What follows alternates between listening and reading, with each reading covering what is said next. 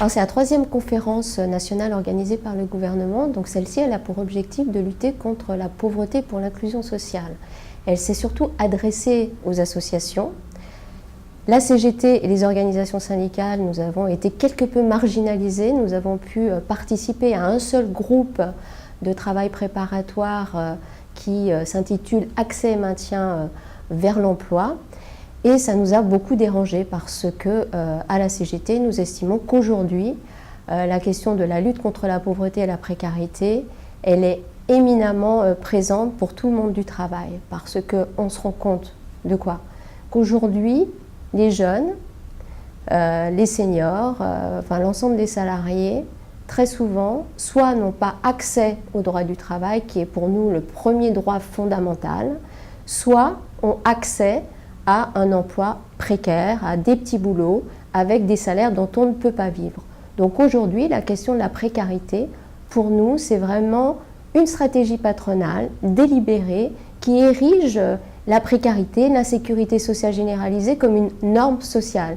Et il n'y a qu'à regarder ce qui se passe du côté de la négociation sur la sécurité de l'emploi, qui vise à flinguer le CDI et à déréglementer complètement le droit du travail.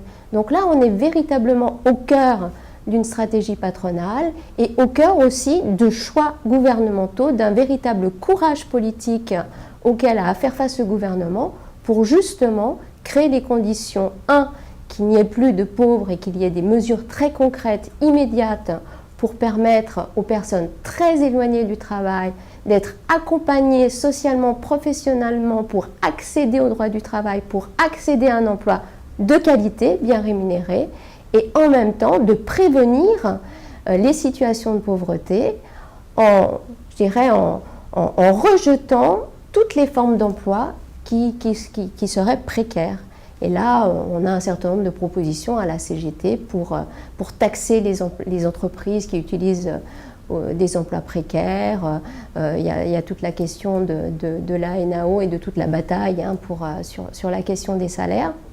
Ensuite, bien évidemment, que les personnes à qui on refuse l'accès au droit du travail, je pense à une femme, parce qu'on a une explosion des familles monoparentales qui sont pauvres. Donc une femme qui se retrouve seule ne peut pas forcément retrouver un travail, accéder à l'emploi, parce qu'elle n'a pas de garde d'enfants.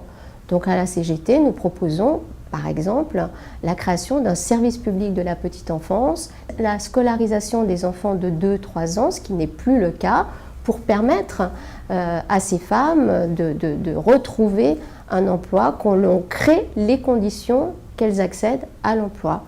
Et c'est pour cela que nous avons une proposition phare qui est celle de la création d'un parcours personnalisé, sécurisé, vers l'accès à l'emploi, mais qui nécessite un accompagnement social et professionnel, donc qui nécessite des moyens financiers, des moyens humains. On a besoin de travailleurs sociaux, on a besoin de professionnels qualifiés qui soient véritablement au service de cette politique de solidarité, de cette politique contre la précarité, contre les inégalités et contre les processus d'exclusion.